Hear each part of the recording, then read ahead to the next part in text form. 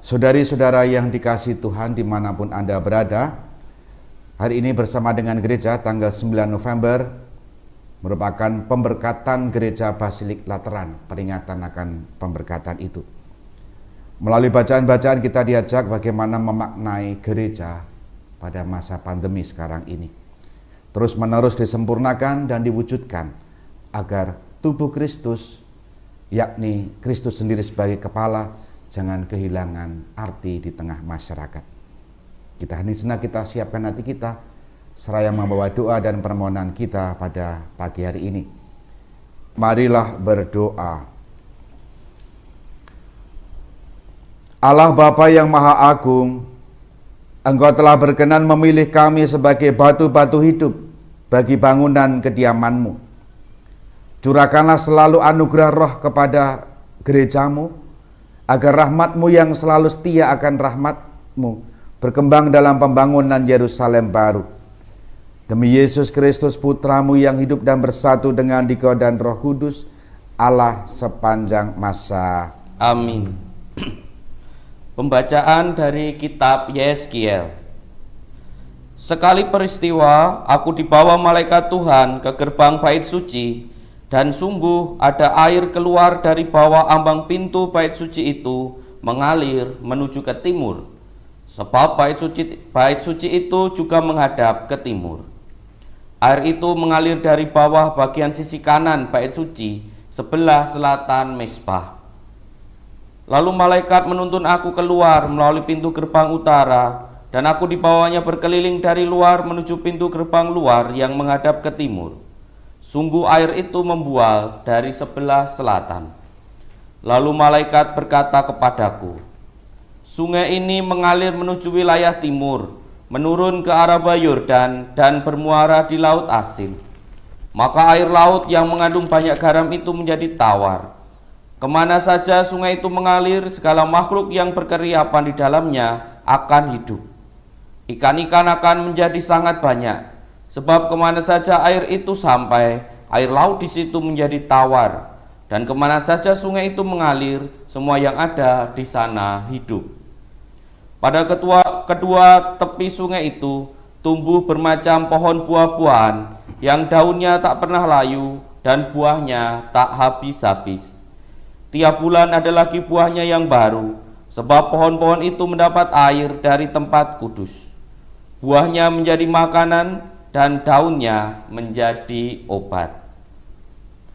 Demikianlah sabda Tuhan. Syukur kepada Allah. Kota Allah yang maha tinggi digembirakan oleh aliran sungai. Kota Allah yang maha tinggi digembirakan oleh aliran sungai. Allah itu bagi kita tempat perlindungan dan kekuatan, sebagai penolong dalam kesesakan sangat terbukti. Sebab itu kita tidak akan takut sekalipun bumi berubah, sekalipun gunung-gunung goncang di dalam laut. Kota Allah yang maha tinggi digembirakan oleh aliran sungai. Kota Allah kediaman yang maha tinggi digembirakan oleh aliran-aliran sebuah sungai. Allah ada di dalamnya, kota itu tidak akan goncang, Allah akan menolongnya menjelang pagi. Kota Allah yang maha tinggi digembirakan oleh aliran sungai. Haleluya, haleluya, haleluya, haleluya, haleluya. Haleluya. Telah kupilih dan kukuduskan rumah ini, supaya namaku tinggal di sini untuk selama-lamanya. Haleluya. Haleluya. Haleluya. Tuhan sertamu dan sertamu juga. Inilah Injil Yesus Kristus menurut Yohanes. Dimuliakanlah Tuhan. Ketika sudah dekat hari raya Paskah orang Yahudi, Yesus berangkat ke Yerusalem. Dalam bait suci didapatinya pedagang-pedagang lembu, kambing, domba, dan merpati, dan penukar-penukar uang duduk di situ. Maka Yesus membuat cambuk dari tali, lalu mengusir mereka semua dari bait suci dengan semua kambing domba dan lembu mereka. Uang para penukar uang dihamburkannya ke tanah, dan meja-meja mereka dibalikkannya. Kepada para pedagang merpati ia berkata, "Ambil semuanya dari sini, jangan membuat rumah Bapakku menjadi tempat berjualan." Maka teringatlah murid-murid Yesus bahwa ada tertulis, "Cinta akan rumahmu menghanguskan daku."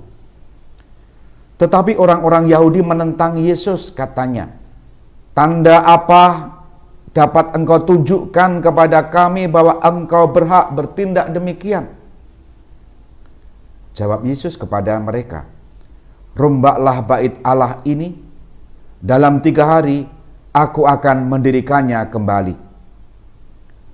Lalu kata orang Yahudi kepadanya, 46 tahun orang mendirikan bait Allah, dan engkau dapat membangunnya dalam 3 hari. Tetapi yang dimaksudkan Yesus dengan bait Allah ialah tubuhnya. Sesudah Yesus bangkit dari antara orang mati, barulah para murid teringat bahwa hal itu telah dikatakannya. Maka percayalah mereka akan kitab suci dan akan perkataan yang telah diucapkan Yesus. Demikianlah Injil Tuhan. Terpujilah Kristus. Saudari-saudara yang dikasihi Tuhan, selamat pagi berkah dalam. Selamat pagi berkah dalam. Masih ingat di benak saya dan juga di ingatan saudari-saudara, mulai pertengahan Maret waktu itu, ketika masa Prapaskah, Bapak Uskup Agung kita, Monsinyur Ruby, Keuskupan Semarang, membuat surat dan menghentikan seluruh kegiatan gerejani, baik yang di lingkungan Dewan Paroki dan peribadatan di gereja. Lalu gereja-gereja di Keuskupan Agung Semarang tiarap, tidak ada perayaan Ekaristi pada saat itu. Yang muncul kemudian adalah rasa kehilangan di tengah-tengah umat yang dialami oleh umat. Ada sesuatu yang hilang. Biasanya minggu ke gereja, tidak ke gereja. Biasanya tiap pagi ke gereja, tidak ada misa pagi, dan seterusnya, dan seterusnya. Waktu berjalan. Dan pada bulan Juli, 3 bulan kemudian, 3 atau 4 bulan kemudian, Bapak Uskup kemudian mengizinkan gereja untuk dibuka. Banyak yang senang, yang selama ini rindu Ekaristi akhirnya terpenuhi. Sampai sekarang pun masih ada pembatasan, ditingkatkan 5 tahun bonusnya, yang semula maksimal 60, minggu kemarin atau tanggal 2 November di Paroki Kalasan sudah dibuka sampai 70 tahun usianya. Makin dibuka. Tetapi tetap saja, meskipun sudah dibuka gereja, ternyata yang dulu merasa rindu, yang dulu pengen ke gereja, masih ada juga orang-orang yang nyaman sekarang ini di rumah masing-masing. Nyaman karena ikut misa live streaming dan kemudian mendapatkan kiriman komuni suci, padahal masih sehat waras wiris. Kita sudah diberikan kemerdekaan untuk merayakan Ekaristi. Apakah kita mau dicabut lagi seperti pada bulan Maret yang lalu? Nah, pengalaman ini mengingatkan kita terhadap peringatan yang hari ini kita peringati, yakni pemberkatan Gereja Basilik Lateran. Basilik Lateran ini diberkati pada dibangun dan diberkati pada tahun 324, berarti abad ketiga. Kita ingat bahwa abad-abad awal pengikut-pengikut Kristus, orang Kristiani itu mengadakan ibadat atau Ekaristi bentuk zaman dulu yang belum seperti sekarang ini. Itu di katakombe. di gua-gua kuburan bawah tanah. Supaya apa? Mereka bisa menjalankan ibadat bersama. Takut karena kekerasan, kekejaman Kaisar Roma. Nah, Konstantinus berkuasa lalu memberikan kebebasan untuk beribadah, dan bahkan oleh ibunya Santa Helena yang kemudian menjadi santa didorong untuk mendirikan gereja-gereja. Pemberkatan basilik ini menandakan bahwa satu, gereja pada waktu itu memiliki kemerdekaan, bebas lagi untuk beribadah dengan seluas-luasnya, tidak lagi dalam tekanan, boleh ikut dalam gedung gereja. Kedua, menjadi tanda persatuan juga gereja universal dari gereja Kalasan ini sampai Roma Vatikan. Karena sejarahnya Basilik Lateran ini menjadi keuskupan di Uskup Roma sana. Itu artinya menjadi paus sedunia. Uskup Roma sekaligus menjadi paus kita. Maka peringatan ini mengingatkan kita, utamanya pada masa pandemi. Apakah kita masih nyaman di rumah untuk berdoa? Dan tidak mau keluar mengikuti Ekaristi? Artinya untuk mereka yang sudah sehat dan masuk dalam kuota istilahnya.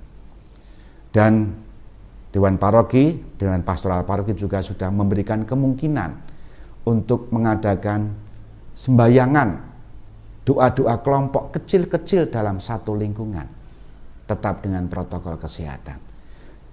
Dihidupkan lagi, dijalankan lagi. Supaya apa? Supaya tubuh Kristus, gereja itu hidup kembali di tengah-tengah lingkungan. Tuhan ada di kelompok-kelompok kecil itu. Dan jangan biarkan kita nyaman, tidak berani berkumpul lagi, tapi tetap berani berkumpul, membangun paguyuban dalam kelompok-kelompok kecil, dan Tuhan hadir di situ. Seperti dalam bacaan pertama, bait suci mengalirkan berkat, simbol air membawa kesuburan. Semoga perjumpaan dalam kelompok-kelompok kecil itu juga mengalirkan berkat, membawa kegembiraan di tengah pandemi. Dimuliakanlah Yesus yang dulu hidup, sekarang dan selama-lamanya. Amin. Amin. Kita hening senak.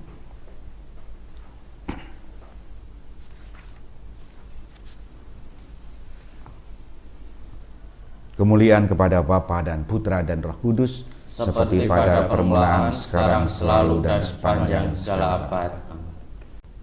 Kita laksana batu-batu yang hidup, disusun menjadi rumah rohani, imamat suci dalam Kristus Yesus.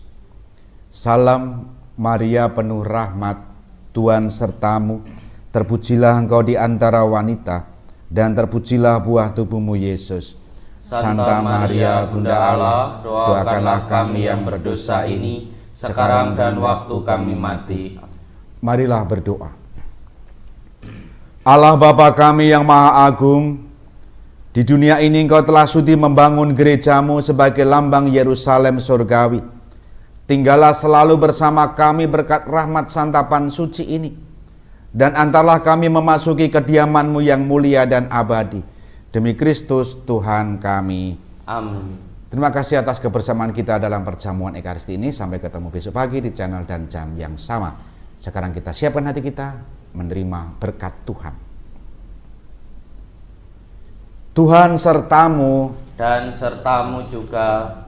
Semoga saudari-saudara dengan seluruh aktivitas panjang hari ini dan orang-orang yang kita kasihi dilindungi dan diberkati oleh Allah yang Maha Kuasa, Bapa, Putra, dan Roh Kudus. Amin. Dengan demikian perayaan Ekaristi sudah selesai. Syukur kepada Allah. Pulanglah, kita diutus. Amin. Dadah. Dadah. Selamat beraktivitas. Dadah.